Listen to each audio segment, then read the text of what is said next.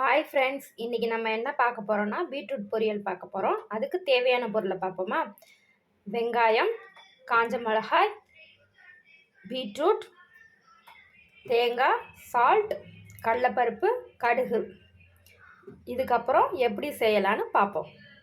அடுப்பை ஆன் பண்ணியாச்சு, கடாய் வச்சாச்சு. கடாய் ஹீட் ஆனதுக்கப்புறம் நம்ம ஆயில் சேர்க்கலாம். ஆயில் நல்லா ஹீட் ஆயிடுச்சு. இப்போ நம்ம கடுகு சேர்த்துக்கலாம். கடுகு நல்லா பொரியுது பாருங்க.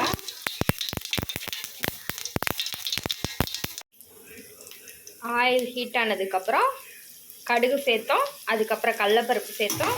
இப்போ ஆனியன் சேர்த்திருக்கோம். நல்லா வேகட்டும் ஆனியன்.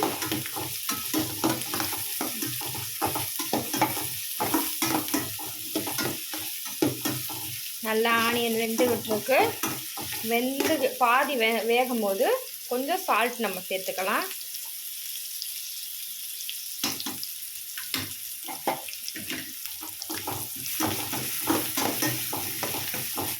பீட்ரூட் சாதம் உடம்புக்கு ரொம்ப நல்லது.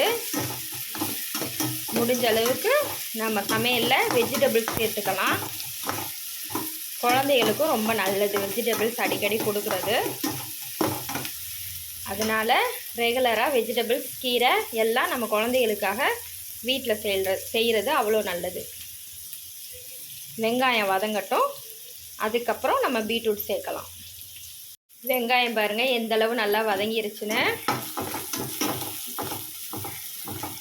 காஞ்ச மிளகா காரத்துக்கு ஏற்ற மாதிரி நான் போட்டிருக்கேன். உங்களுக்கு எவ்வளோ காரம் வேணுமோ நீங்கள் அத்தனை காஞ்ச மிளகா போட்டுக்கலாம். நான் ஒரு 3 காஞ்ச மிளகா தான் போட்டேன். ஏன்னா என் பசங்க அதிகமாக காரம் சாப்பிட மாட்டாங்க. அதனால் 3 காஞ்ச மிளகா தான். இப்போ பீட்ரூட் சேர்க்க போகிறோம்.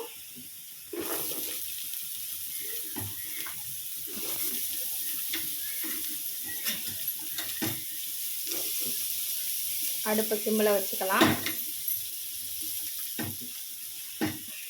பீட்ரூட் சேர்த்து நல்லா வதக்கி விடவும். நல்லா பீட்ரூட் வெந்ததுக்கப்புறம் லாஸ்ட்டாக தேங்காய் சேர்த்து இறக்க வேண்டிய வேலை தான்.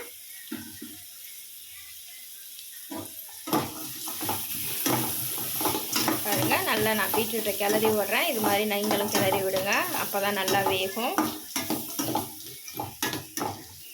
பீட்ரூட் சாப்பிட்றது நம்ம ஸ்கின்னுக்கும் ரொம்ப நல்லது. அதனால் முடிஞ்சளவுக்கு லேடிஸ் பீட்ரூட் சேர்த்துக்கோங்க. ஸ்கின் நல்லா பொலிவாக இருக்கும். இப்போ பீட்ரூட் வேகிறதுக்காக கொஞ்சமாக நான் தண்ணி சேர்த்துக்கிறேன். எவ்வளோ தண்ணி சேர்க்குறதுன்னு பாருங்கள். நான் கொஞ்சமாக தான் சேர்த்துருக்கேன். இது நல்லா வேகிறதுக்கு நம்மளுக்கு கரெக்டாக இருக்கும். நல்லா வெந்ததுக்கு அப்புறமா நம்ம தேங்காய் சேர்த்துக்கலாம்.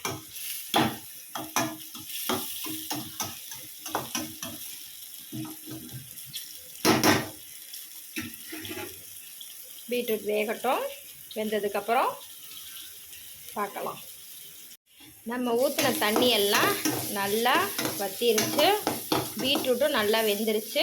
இப்போ நம்ம தேங்காய் சேர்த்துக்கலாம். தேங்காய் ருசிக்கு ஏற்பதான். நீங்கள் தேங்காய் வேணுன்னா சேர்த்துக்கலாம், இல்லாட்டா சேர்த்துக்காமலும் சாப்பிட்லாம். சில பேருக்கு தேங்காய் சேர்க்கறது பிடிக்கும், சில பேருக்கு பிடிக்காது. தேங்காய் உங்களோட விருப்பம்தான். நீங்கள் சேர்த்து கூட சாப்பிட்லாம், இல்லாமல் கூட சாப்பிட்டுக்கலாம். தேங்காய் போட்டு ஒரு 5 நிமிஷம் வதக்கலாம். வதக்குனதுக்கப்புறம் இதோட ருசி அருமையாக இருக்கும். நம்ம செஞ்ச பீட்ரூட் பொரியல் ரெடி ஆயிடுச்சு. இதை சைடிஷாக சாப்பிட்றதுக்கும் சரி, சாதத்தில் போட்டு பிசைஞ்சு சாப்பிட்றதுக்கும் சரி அவ்வளோ சுவையாக இருக்கும். செஞ்சு பாருங்கள், டேஸ்ட் பண்ணி பாருங்கள். டேஸ்ட் பண்ணிவிட்டு கமெண்டில் எப்படி இருக்குன்னு சொல்லுங்கள். சிம்பிளான ரெசிபி தான், டேஸ்ட்டாக இருக்கும். நம்ம குடும்பத்துக்கு செஞ்சு கொடுங்க.